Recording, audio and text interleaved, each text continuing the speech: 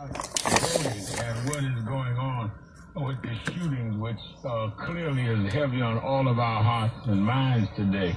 We also see where they're chopping away at people when we saw how the Farm Bill, House Freedom Caucus on Friday sank a conservative farm bill over an immigrant dispute, and where they're going in terms of trying to deal with those that receive SNAP benefits and how it will affect food stamps. You've been very vocal and visible on this issue. Explain what's happening with this, Congresswoman Lee. Sure, Reverend. Now, today, this is good news in the midst of this very sad news. We did defeat the Farm Bill, and in that bill, there were major $20 billion cuts in SNAP benefits. Now, let me tell you, the majority of people on SNAP are children, the disabled, and seniors, okay? If this bill had passed, over, I think it's about 250,000 children would have lost, 265,000 low-income children would have been kicked off of their free lunch program, and over 2 million people would have lost SNAP benefits. They also had these work requirements in terms of eligibility.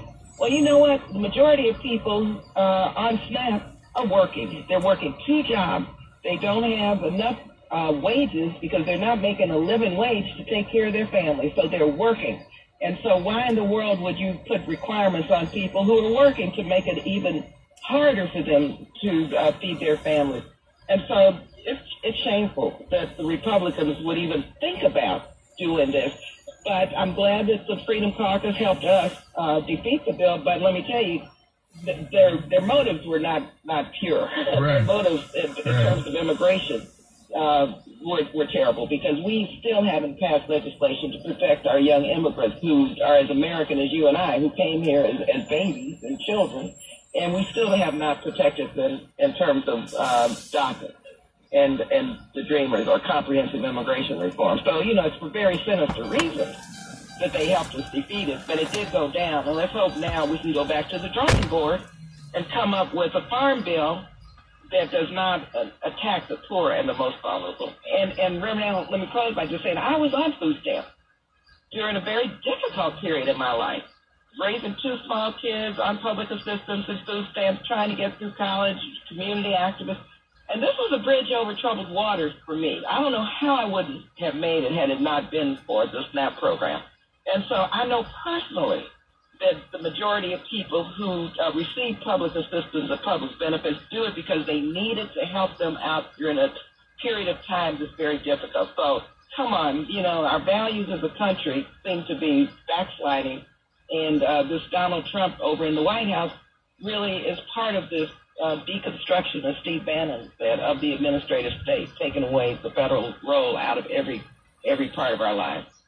Has there been any signs at all of flexibility by this president in terms of his dealing with gun control and dealing with the problems of poverty and the problems of racism? I mean, people think I'm just saying this every day on radio and on Sundays on the air. You're there in the Congress. Have you seen any signals at all? Because you served under Republicans and Democrats. Has there been any gesture at all that gives you hope that there's some level of compassion or sensitivity for the American people from this White House? Zero. There have been no initiatives, no signs that there should be a glimmer of hope. And let me tell you, I share this because I know the agenda of the alt-right, and I know the agenda of white supremacists. And when you look at who we had over there, as in Steve Bannon and Gorka and Steve Miller, their agenda is being played out, whether they're in the White House or not. They're playing this agenda out big time in their policies, in their budget proposals. When you look at them trying to gut the Office of Civil Rights and all of our Department of Education programs,